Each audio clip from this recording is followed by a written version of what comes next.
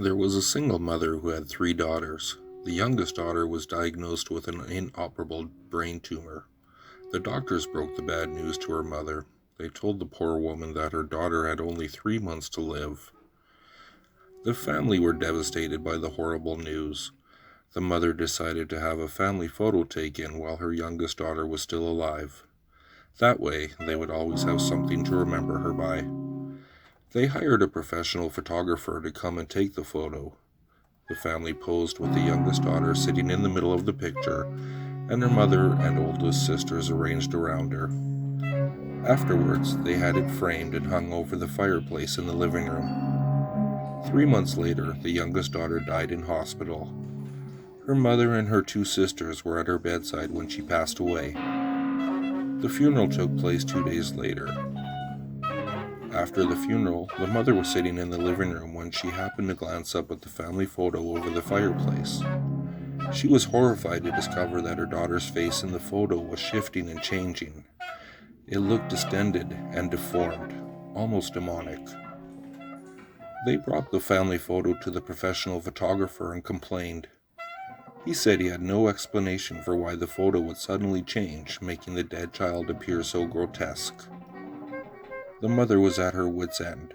She took the family photo to a psychic and begged the psychic to tell her what was wrong. The psychic took one look at the family photo and recoiled in horror. "I'm sorry to have to tell you this," said the psychic. "Unfortunately, your daughter has fallen into hell." There were two 15-year-old girls named Alice and Sarah who had been best friends since early childhood. They lived in the same neighborhood, attended the same school, and went to the same classes. In short, they were inseparable. However, they were very different characters. When Alice was cheerful and outgoing, Sarah was very shy and quiet. One day, Sarah and Alice were talking about their friendship. "Do you think we'll be best friends forever?" asked Alice. "I think so," replied Sarah. "Why wouldn't we?" "I don't know," said Alice. "Sometimes when people get older, they grow apart." "I have an idea," said Sarah. "Let's take a blood oath." "A what?" asked Alice, surprised. "A blood oath," said Sarah. "Look, we both have to swear that we'll be best friends forever. If we ever lose touch, we both swear that we will do everything we can to make sure we will be together forever." "That's nonsense, Sarah," said Alice. "We won't lose touch. We'll always be together." But Sarah continued to insist, and with a mixture of amazement and amusement, Alice finally agreed to the proposal. Sarah found two needles and handed one to Alice. The girls took a piece of paper and wrote "Best Friends Forever" on the top and then signed their names at the bottom. They lit a candle and heated the tips of the two needles in the flame. Taking their needles, both girls pricked their index fingers and each smeared a drop of blood next to their signature. Their blood oath was now sealed. As the years passed, the girls grew up and left school.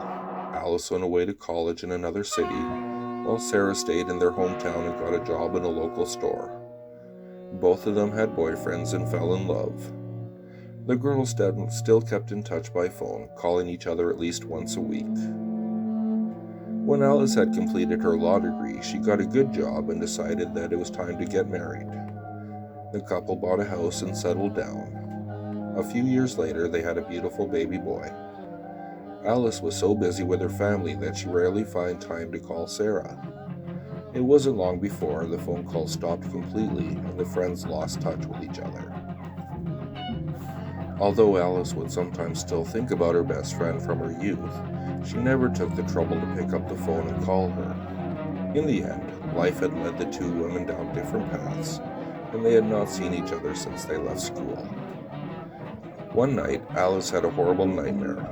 She was driving along an endless highway when suddenly a truck in front of her began to swerve into her lane. The truck skidded and then collided with her car. She woke up suddenly, soaked in sweat. Just as she was trying to calm herself down, she heard her front doorbell ringing. She glanced at the clock by her bedside and realized it was after 3 a.m. Her husband was fast asleep on the other side of the bed. At that moment, the doorbell rang again, insistently. Wondering who could be coming to visit at that time of night, Alice got up, threw on her nightgown, and went downstairs. When she opened the front door, she was shocked to see a woman standing on the porch. The woman was terribly pale, extremely haggard, and had a huge bleeding wound on her forehead.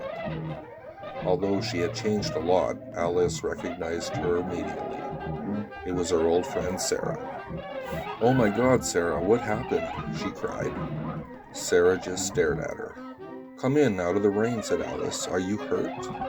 Sarah didn't move from where she was. "What's wrong, Sarah?" pleaded Alice.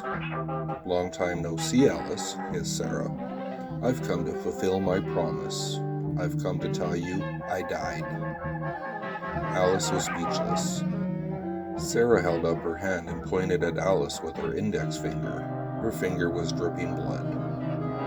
"Life has separated us," Sarah continued, "but we will be together in death. I'll be waiting." Alice then fainted and collapsed on the ground. The next morning, when Alice woke up, she found that she was laying in bed next to her husband. She rubbed her eyes and wondered if the events of last night had all been just a bad dream.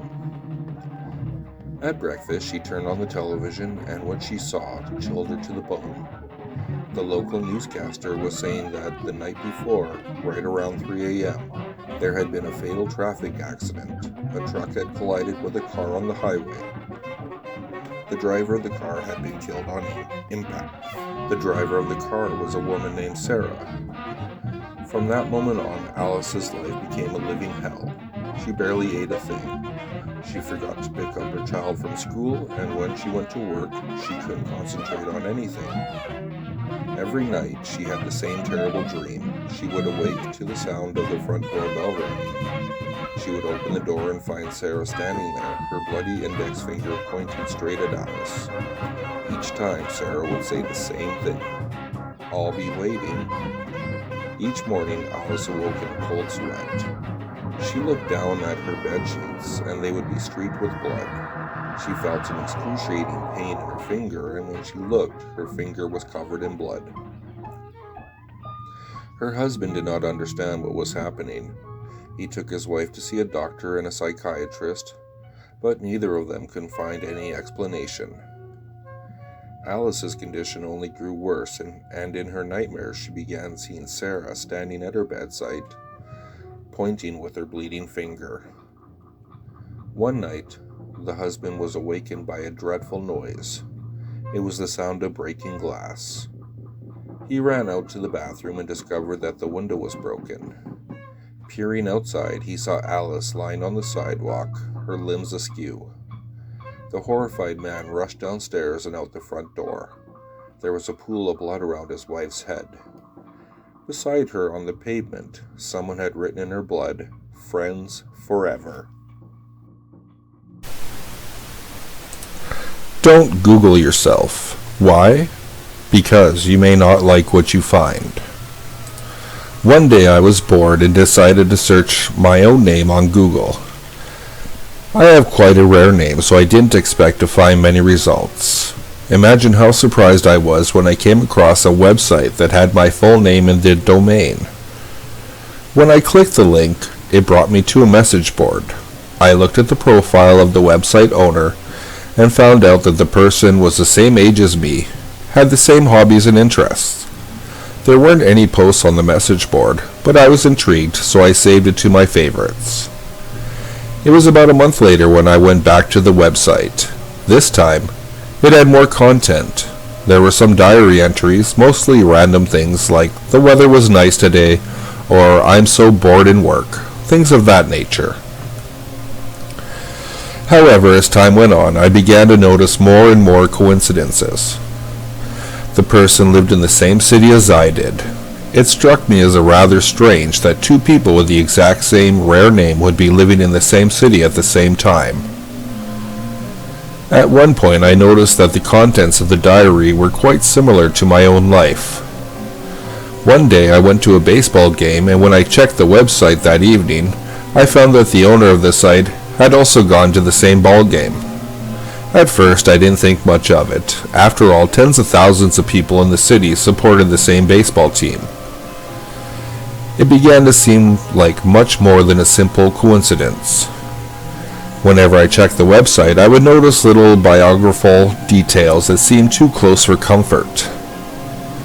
For example, the owner mentioned their pet dog, and the dog's name was the same as my dog that I had when I was a child. The website owner posted a picture of their car. It was the same model car that I'd been driving when I was in college. They talked about eating at a certain restaurant. It was the same restaurant I had gone to all the time when I was working at my previous job. One day when I looked at the message board, people had written messages to the owner saying, "Happy birthday." That day, well, it was my birthday as well. So I decided to write on the message board for the first time, just out of curiosity. I was going to wish the owner a happy birthday and tell them we had the same name. However, when I tried to write something, I realized there was nowhere to type your message. It wasn't a message board at all, just a static page. That's odd, I thought to myself. In other words, whoever owned the website had gone to a lot of trouble just to make it seem as if it was an interactive site, and if there were other people posting on it, when in actual fact all the content must have been created by the owner. Why on earth would someone do that, I wondered. So I decided to send an email to the owner. It read, "Hi there, believe it or not, we both share the same name. Nice to meet you." It was just a friendly email. The next day, when I tried to look at the website, I discovered it was gone. It seemed like it had been deleted. Then, I opened my mailbox. There was one reply, and when I looked at it, a chill ran down my spine. It just read, "Found you." One day, a couple went out on a date. They wanted a little bit of privacy, so they drove to a mountain known to be a good spot for young couples. A few hours later, the sun started to go down and they started to head home. Somehow, they made a wrong turn and found themselves on a road they weren't familiar with. It was already late, though, so they continued down the narrow road until they found themselves in front of a tunnel. They definitely hadn't passed through it on their way there, and it was definitely creepy, but it was the only way they could go. So they slowly drove into the tunnel. Bang! As soon as the darkness enveloped the car, something hit the rear window. Startled, the woman turned around to see what it was, but she didn't see anything. There weren't even any other cars behind them as far as she could tell. They were completely alone in the tunnel. Bang! Bang! Her boyfriend began to speed up and attempt to get out of the tunnel faster. Bang! Bang! Bang! Bang! Bang! Bang! Bang! Bang! Bang! Bang! It sounded as if dozens of things were striking the car from all directions. The man pressed his foot harder on the gas pedal. They both wanted to get somewhere with people as soon as possible. The tunnel ended after what seemed like an eternity, and shortly thereafter they found their way to a small gas station on the side of the road. The two got out of the car and felt relief as soon as they stood under the bright lights. Just as they were getting ready to get back in the car, the woman noticed that there were handprints all over the windows. They were all sizes and shapes, and there were barely an inch of space on the glass that wasn't covered in handprints. Shaken, they asked the gas station worker to clean the windows for them. The two sat back down in the car and watched as the man quickly got to work on cleaning their windows. As he wiped and scrubbed, the two in the car felt a cold fear creep up their spines. He continued scrubbing all the same, but when he finished all the windows, he cocked his head to the side and walked up to the driver's side window and knocked lightly. "I'm sorry," he said, "but all these handprints, they're on the inside." I am John's reflection. Every morning he rises from sleep and walks into the bathroom, and he makes faces. I am so tired of the faces. He makes them for at least half an hour, sometimes more. Mocking, ridiculous faces. I have no choice but to mimic his every action, although inside I am seething with anger. He does this every day. Well, used to. One morning he awoke as usual and entered the bathroom. On this particular morning, against his will, he picked up a pair of scissors. On this particular morning, against his will, he gripped those scissors tightly in his fist, and he plunged them directly into his right eye. John screamed and screamed, and screamed some more. I screamed and screamed too, with one difference. I can't mimic his pain, just his face. If you like what you heard, please like, subscribe, and share with your friends. If you'd like to, you can follow me at Twitter. The handle is @FuzzyPantaloons, and I'll see you all next time.